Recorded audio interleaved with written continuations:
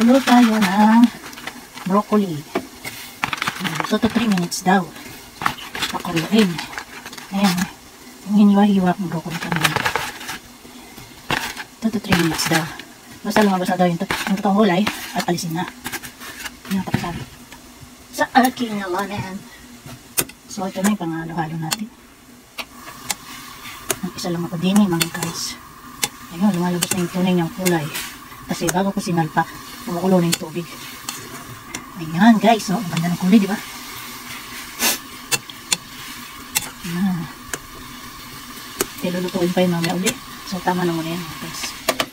Tapos, aray ko. Lagyan natin sa, dito sa kasarola. Siyempre. Ay, hindi. So, wow. Ayan. Tapos, lagyan daw ng malamig na tubig na may yelo. Ayan. Papasubo ko rin sa pagpakulat nito. Ayan. So, pahinga muna tayo. Next step pa uli. Ayan na tayo na olive oil. Ayan. Olive oil yan, kahit madami is okay lang. Ayan. Hinaan natin. Ayan, talsik-talsik. Lagyan na natin si bebeng. Ayan. Palmante lang siya. Kasi mahina lang siya po. Maling gamit ko. Diyan titilapon tong solid cellphone. Nag-experiment ko tayo mga guys. Napakas ng print. Apoy. Yung nga lang kalaban. Next, sibuyas.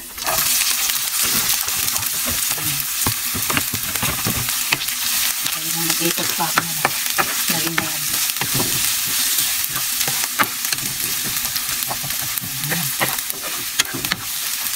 Medyo lakasan na natin matapos ka na. Samantala kung wala rin siguro, no? Wala rin ang ating anak. Para wala rin ang makapag-vlog, diba? Huwag ko papahiyan itong ring light na to. Bilisan mo naman. Para naman maisilo yung vlog ko. Ayan. Bilis. Hintay, kabayo. Bilis. Hintay, kabayo. Hintay, kalalabasan. Sabi, gamit pa ng oyster to. Lagi ako ng oyster sauce. Gusto ko kasi nagkabuksan ko yung exhaust fan. Ayan. Susupukit na ako sa amoy. Halo. Next. Yan, nagbabarnish siya. Lagyan natin ayan. Naninigas pa. Galing sa freezer. Ang giniling. Natin ko lang sa dalawa. Marami kasi yan. Hindi ko lang nakakain.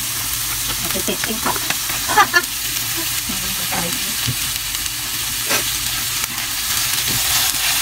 Pang matagal na labanan pa to. Patingin yung camera, ha? Ayan, naluluto na siya. Lagyan na natin ng ano ba ito? Ayun, lumabas yung paminta. Paminta, uy. At asin. Ayan. Kasi marami pa tayong lalagay dyan. Ilan na natin. Kasi gulay, kailangan sariwa. Para dito ka lang, tiglang na. At next, ilagay na natin yung tira-tira dyan sa direct na mga gulay na nakalipat. Tulad ng ito, asparagus. Yan, asparagus. Sayang, hindi nila pinagamit. Takal na dito sa loob ng ref eh. Ay, sa freezer pala, naninigas na. Sayang, diba? So, lagay ko na siya lahat dyan. Pinagamang pa. Tapos, tikman ito, mga guys. Ayan, mga nakaripak na gulay din yan. May corn, mayroong carrots, mayroong spinach. Yun lang yata. Naninigas na sila sa freezer. So, dahil sa walang gumagamit, ako na yung gagamit. Ayan. Diba? Napakinabangan pa. Invento pa more. Kaya, pag wala sila, invento ako. Pagdating di Bruno, wala nang laman yung rep. Ayan. Ayan, diba? gulay yan. Manigas na sa freezer. Yan. So, makakapit tayo mga guys. Mura lang yun, yung mga nakaripak na yun. Kasi, ginagamit ito usually sa mga batang papasok sa school. Minamicrowave na lang nila yan. Kasi nalagay sa, sa lunchbox nila. Diba, hotdog, sausage, itlog, with gulay sa tabi-tabi. Yan, ganit tayo nila. Nalasa na ba ito?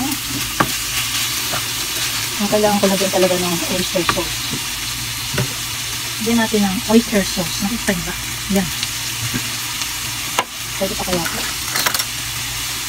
Isang kutsara lang muna. Para lang ito yung lasa. Yan. Invento ka more. So, I think, madaling naluto yan. Sa freezer pa lang, lutong-luto na sila. And the last is not the least. Yung aking pinakaloang broccoli. Kanyang ganda ng kulay. Ang galang natin sa ibang natin. Ayan. Siya ang bali, ang pinaka-fresh. Saka yung garlic at onion na pinag-iwa ko. Ayan. Tapos, konting ano lang. Ang tawag ito, konting giniling lang ang nilagay ko dyan. Hindi na kailangan ng baboy-baboy na malalaking tabas. Ayan. Ano kong laking yan? Ano na ba natin yun?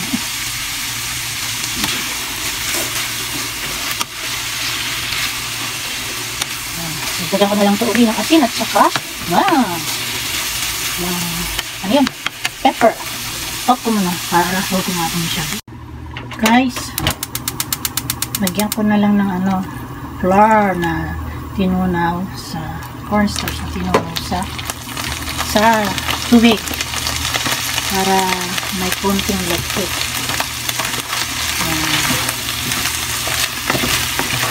Maluto na po siya mga guys. Hindi na kailangan patagalin ko sa kawali. Okay na rin. Para hindi mawala ang freshness ng gulay. Makita nyo naman, berdeng-berde ang aking cauliflower. Ay, broccoli pala. Yan. Pinasarap siya. Tinikman ko muna yan bago ko pinakita sa inyo. Ngayon, serve ko na siya sa main cook at ready to eat. Wait a minute. Guys, ito na yung kinalabasan ng aking niluto. Yan, completos ricados. May broccoli. May anong tawag ito? May corn. Tapos may carrots at may spinach nasa ilalim na, carrots, sibuyas, garlic, tapos yung ano ba yun? Tinapon ko sa basura. Ano mga ibang pangalan yun? Nawala na sa alapahat. Asparagus. Aspara kung tawagin dito. Yun, hindi na siya makita dyan. Ayan, yung asparagus. Corn. Tapos yung carrots, ayan, malilit na hiwa na lang sila kasi dati nakaripak sila sa freezer. Ang ano lang dyan, itong broccoli, ang sariwa. Tsaka yung sibuyas na ginamit ko, kalahati lang kasi laki-laki ng sibuyas dito. Siyempre, laki rin ng bawang dito kaya isang buti lang hinamit ko.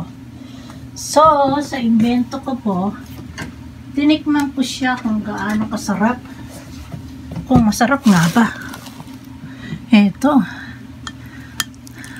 Tinikman ko siya. Successful naman po. Nilagyan ko siya ng 2 spoon of ano yun? Yung oyster sauce. Asan yung camera?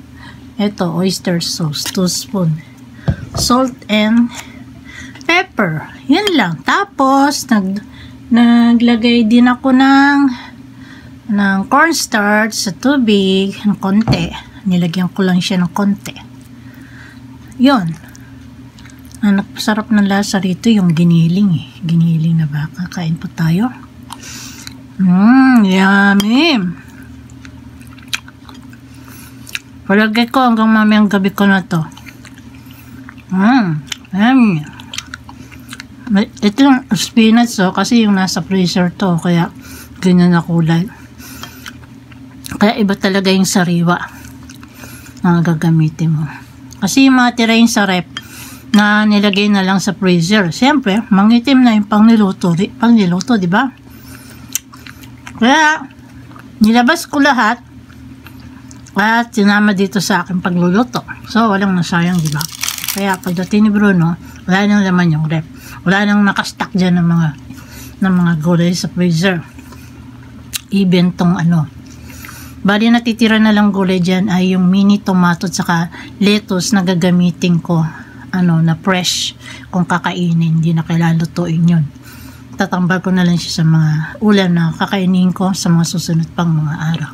So guys, thanks for watching. Love you all. I hope nag-enjoy po kayo sa aking experiment. Goodbye and love you all sa inyong mga support po sa akin. Bye!